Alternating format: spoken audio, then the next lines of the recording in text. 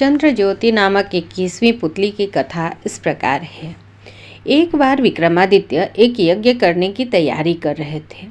वे उस यज्ञ में चंद्रदेव को आमंत्रित करना चाहते थे। चंद्रदेव को आमंत्रण देने कौन जाए, इस पर विचार करने लगे। काफ़ी सोच विचार के बाद उन्हें लगा कि महामंत्री ही इस कार्य में के लिए सर्वोत्तम होंगे। उन्होंने महामंत्री को बुलाकर उनसे विमर्श करना शुरू किया। तभी महामंत्री के घर का एक नौकर वहां आकर खड़ा हो गया। महामंत्री ने उसे देखा तो समझ गए अवश्य कोई बहुत ही गंभीर बात है, अन्यथा वह नौकर उनके पास नहीं आता। उन्होंने राजा से क्षमा मांगी और नौकर से अलग जाकर कुछ पूछा।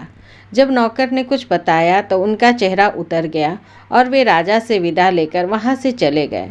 महामंत्री के अचानक दुखी और चिंतित होकर चले जाने पर राजा को लगा कि अवश्य ही महामंत्री को कोई कष्ट है।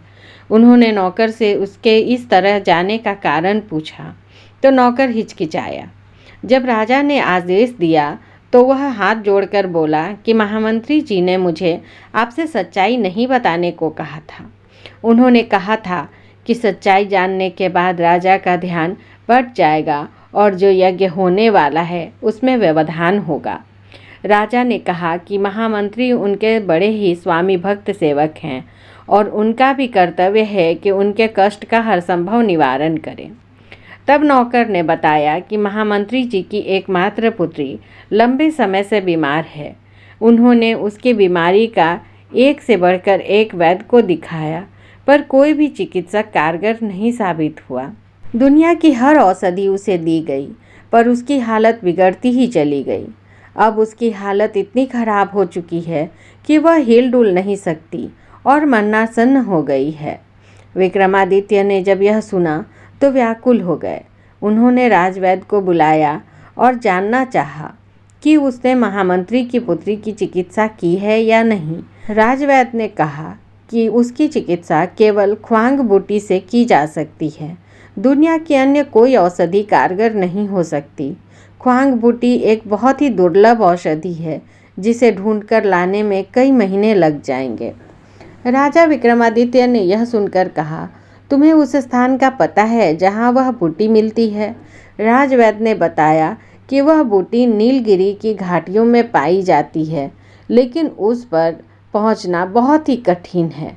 रास्ते में भयंकर सांप, बिच्छू तथा हिंसक जानवर भरे पड़े हैं। राजा ने यह सुनकर उससे उस बूटी की पहचान बताने को कहा।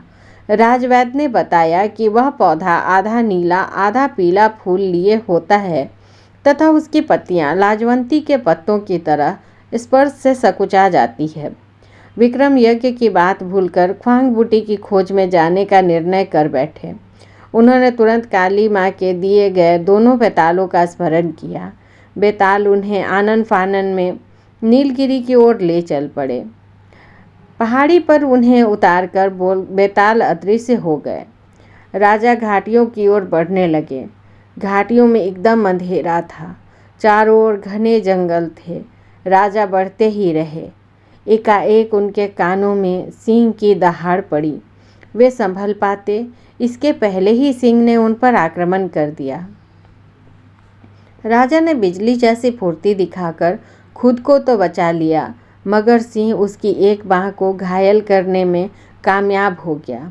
सिंह दोबारा जब उन पर झपटा तो उन्होंने भरपूर प्रहार से उसके प्राण ले लिए। उसे मारकर जब वे आगे बढ़े तो रास्ते पर सैकड़ों विषधर दिखे। विक्रम तनिक भी नहीं घबराए और उन्होंने पत्थरों की वर्षा करके सांपों को रास्ते से हटा दिया। उसके बाद वे आगे की ओर बढ़े। रास्ते में एक जगह उन्हें लगा कि वे हवा में तैर रहे हैं। ध्यान से देखने पर उन्हें एक दैत्याकार अजगर दिखा। वे समझ गए कि अजगर उन्हें अपना ग्रास बना रहा है। ज्यों ही वे अजगर के पेट में पहुँचे कि उन्होंने अपनी तलवार से अजगर का पेट चीर दिया और बाहर आ गए। तब तक गर्मी और थकान से उनका बुरा हाल हो गया। अंधेरा भी घिर आया था। उन्होंने एक वृक्ष पर चढ़कर विश्राम किया। ज्यों ही सुबह हुई वे ख्वांग बूटी की खोज में इधर उधर घूमने लगे। उसकी खोज में इधर उधर भटकते न जाने कब शाम हो गई और अंधेरा छा गया। अधीर होकर उन्होंने कहा, काश चंद्रदेव मदद करते। इतना कहना था कि मानो चमत्कार हो गया। घाटियों में दूध जैसी चांदनी फैल गई। अंधकार न जाने कहाँ गायब हो गया। सारी चीज़ें ऐसी साफ दिखने लगीं मानो दिन का उजाला हो। थोड़ी दूर बढ़ने पर ही उन्हें ऐसे पौधे की झाड़ी नजर आई जिन पर आधे नीले आधे पीले फूल लगे थे। उन्होंने पत्तियां छुईं तो लाजवंती की तरह सकुचा गई। उन्हें संशय नहीं रहा। उन्होंने ख्वांग बूटी का बड़ा सा हिस्सा काट लिया। वे बूटी लेकर चलने ही वाले थे कि दिन जैसा उजाला हुआ और चंद्रदेव सशरीर उनके सम्मुख आ खड़े हुए। विक्रम ने बड़ी श्रद्धा से उनको प्रणाम किया। चंद्रदेव ने उन्हें अमृत देते हुए कहा कि अब सिर्फ अमृत ही महामंत्री की पुत्री को जिला सकता है।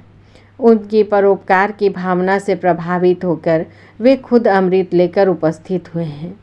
उन्होंने जाते जाते विक्रम को समझाया कि उनके सशरीर यज्ञ में उपस्थित होने से विश्व के अन्य भागों में अंधकार फैल जाएगा, इसलिए वे उनसे अपने यज्ञ में उपस्थित होने की प्रार्थना न करें।